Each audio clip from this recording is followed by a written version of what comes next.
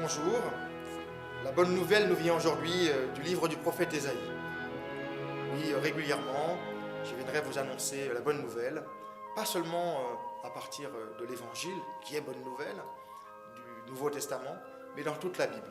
Parce que dans toute la Bible, on peut entendre l'Évangile, la bonne nouvelle du Christ. Dans le texte du prophète Ésaïe, nous lisons au chapitre 7, et particulièrement au verset 4, ceci. Le Seigneur dit alors à Ésaïe, « Va rencontrer Akaz. Tu lui diras, « Attention, garde ton calme, n'aie pas peur, et ne te laisse pas intimider par la brûlante colère de Récine, le Syrien, et du fils de Rémalia. Ce ne sont que deux bouts de tison fumants. » Alors, qui est Akaz? Akaz est le successeur du puissant royaume de Juda, mis en place par son père Omri. Akaz va régner environ de 873 à 851 avant Jésus-Christ, donc suffisamment longtemps. Plus de 5 chapitres lui seront consacrés dans le premier livre des rois et le présentent comme un roi puissant, mais injuste, et aussi comme un grand bâtisseur. Alors que son royaume est menacé, le prophète Ésaïe est envoyé vers lui. Par qui est-il menacé? Il est menacé par une coalition. Le roi Réka, roi du royaume du Nord, et le roi Rétsine, roi de Syrie, veulent lui faire la guerre. Akaz est effrayé par la situation, il n'est pas préparé. Le prophète Ésaïe est chargé d'une bonne nouvelle. Dieu l'a envoyé et lui a mis dans la bouche ce qu'il doit dire à Ésaïe. Dieu dit à Akaz de garder son calme devant l'adversaire. Garder son calme. On retrouve ce même verbe hébreu qui veut dire être tranquille, garder son calme donc, être calme, en Ésaïe 30 au verset 15, où le Seigneur déclare « Vous ne serez sauvés qu'en revenant à moi et en restant paisible. Votre seule force, c'est de garder votre calme et de me faire confiance. »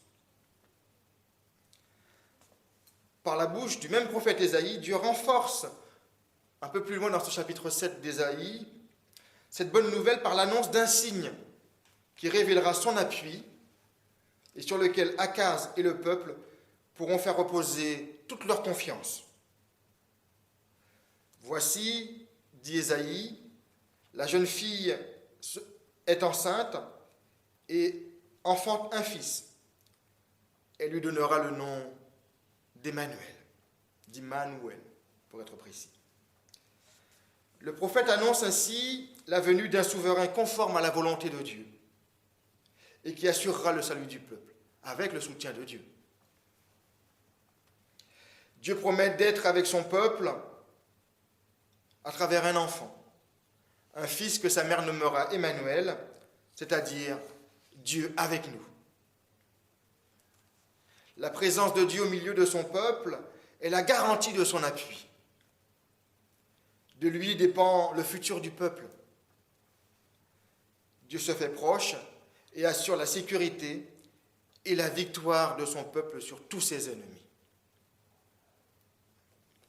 Effectivement, malgré le manque de foi du roi Akaz, qui préfère trouver sa sécurité dans une alliance politique avec la Syrie, une puissance montante, Dieu lui annonce la destruction totale de ses deux ennemis au bout de 65 ans.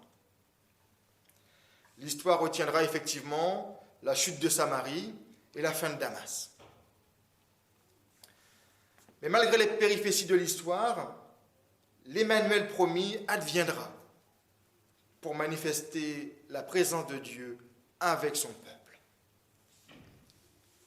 Certains commentateurs voient en Ézéchias, le successeur du roi Akaz, cet enfant promis, car il fera la réforme religieuse qui rétablira le culte au temple.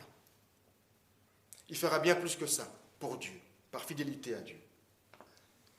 La Bible justement retiendra sa fidélité à Dieu malgré certaines fautes qu'il va commettre. Dans son évangile, Matthieu présente Jésus comme cet Emmanuel, ce Dieu avec nous attendu. Ce n'est pas son nom, mais c'est le sens de sa personne. En lui, Dieu est au milieu de son peuple pour combattre avec lui, pour le secourir, pour le sauver. Et à la fin de ce même évangile selon Matthieu, Jésus promet sa présence tous les jours aux côtés de ses disciples. Il est pour nous, frères et sœurs, un secours toujours présent. Sa souveraineté, sa force nous met en sécurité jusqu'à son retour. Il est là, avec vous, maintenant. Cherchez sa présence. Elle est là, à votre portée. Projetez-vous vers l'avenir avec lui.